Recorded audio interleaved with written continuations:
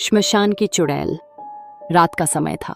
घना अंधेरा पूरे गांव को अपने शिकंजे में जकड़े हुए था। गांव के बाहर फैला पुराना श्मशान, जहां सदियों से चिताएं जलती रही थीं, आज भी डर और खौफ की मिसाल था। कहा जाता था कि वहां एक चुड़ैल वास करती है, जिसकी आंखें अंगारों की तरह जलती हैं और जिसके आने से पहले ही सड़ांध और राख की बदबू फैल जाती है।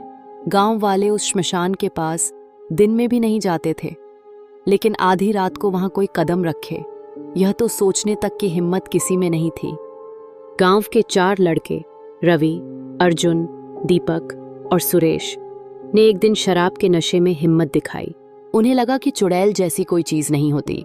सबने मिलकर चुनौती ली कि आधी रात को श्मशान जाकर वहां की सबसे पुरानी चिता की राख उठाकर वापस लाएंगे। रात के ठीक 12 बजे चारों अंधेरे में हंसते हुए श्मशान की तरफ बढ़े। जैसे जैसे वे पास पहुंचते गए, ठंडी हवाएं उनके शरीर में कांप पैदा करने लगीं। दूर कहीं लकड़ी के चटकने जैसी आवाज आई। चारों ने एक दूसरे की तरफ देखा, मगर हिम्मत दिखाते हुए आगे बढ़ते रहे। श्मशान में प्रवेश करते ही उन्हें जमीन पर फैली राख और आधी जली लकड़ियां दिखाई दीं। अचानक कुत्तों के झुंड ने जोर जोर से भौंकना शुरू कर दिया और फिर सब एक साथ चुप हो गए। माहौल खौफनाक होता जा रहा था। दीपक ने हंसते हुए कहा, अरे डरपोकों, चुड़ैल बुड़ैल कुछ नहीं होती। देखो, मैं अभी राख उठाता हूँ। उसने जमीन से एक मुट्ठी राख उठाई ही थी कि अचानक ठंडी हवा का तेज झोंका आया और सारी मशालें बुझ गईं। अंधेरे में चारों लड़के चीख पड़े। तभी उन्हें दूर से एक औरत की धीमी सी हंसी सुनाई दी। ही, तुमने मेरी नींद क्यों तोड़ी? चारों के शरीर में सिहरन दौड़ गई। हंसी इतनी डरावनी थी कि उनकी रूह कांप उठी। मशाल फिर से जलाने की कोशिश में रवि ने माचिस जलाई। जैसे ही रोशनी फैली, उसने देखा कि श्मशान के बीचों बीच एक लंबी काली परछाई खड़ी है। उसकी आंखें लाल अंगारों जैसी चमक रही थीं और उसके बाल जमीन पर घसीटते हुए किसी सांप की तरह हिल रहे थे। अर्जुन की जुबान सूख गई। उसने फुसफुसाकर कहा, ये चुड़ैल है। परछाई धीरे धीरे उनकी तरफ बढ़ने लगी। उसके हर कदम के साथ जमीन से राख उड़ने लगी और कानों में किसी के रोने और चिल्लाने की आवाजें गूंजने लगीं। गांव के बुजुर्ग कहा करते थे कि यह चुड़ैल कोई साधारण आत्मा नहीं थी। सदियों पहले उसे जिंदा जलाया गया था, क्योंकि वह तंत्र मंत्र करती थी। मरते समय उसने शाप दिया था, जो भी मेरी शांति भंग करेगा, उसकी आत्मा इसी श्मशान की राख में कैद हो जाएगी।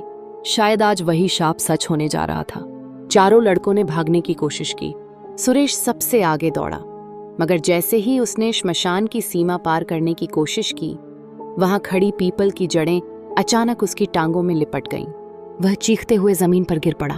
बाकी तीनों उसकी मदद करने पहुंचे, पर तभी चुड़ैल की कर्कश आवाज गूंजी, कोई नहीं बच पाएगा, सब यहीं रहोगे। अचानक सुरेश की आंखें उलट गईं और उसका शरीर तड़पते हुए राख में बदल गया। उसकी चीख पूरे श्मशान में गूंज उठी। रवि और दीपक ने देखा कि सुरेश की राख से धुआं उठकर चुड़ैल के शरीर में समा रहा है। उसके चेहरे पर संतोष की मुस्कान फैल गई। अब वह और भी भयावह दिख रही थी। अर्जुन ने कांपते हुए कहा, ये हम सबको मार डालेगी, भागो। तीनों अलग अलग दिशाओं में भागे, मगर जहां भी वे जाते, उन्हें वही चुड़ैल खड़ी दिखाई देती। कभी आगे, कभी बगल में, कभी पेड़ों के पीछे से झांकती हुई। दीपक ठोकर खाकर गिरा। उसने देखा कि जमीन से राख की लहरें उठकर उसके शरीर को ढकने लगीं। वह चीखने लगा, बचाओ, मुझे खींच रही है। रवि और अर्जुन ने उसे पकड़ने की कोशिश की, लेकिन उनके हाथ में सिर्फ राख ही आई। दीपक की चीख अचानक थम गई।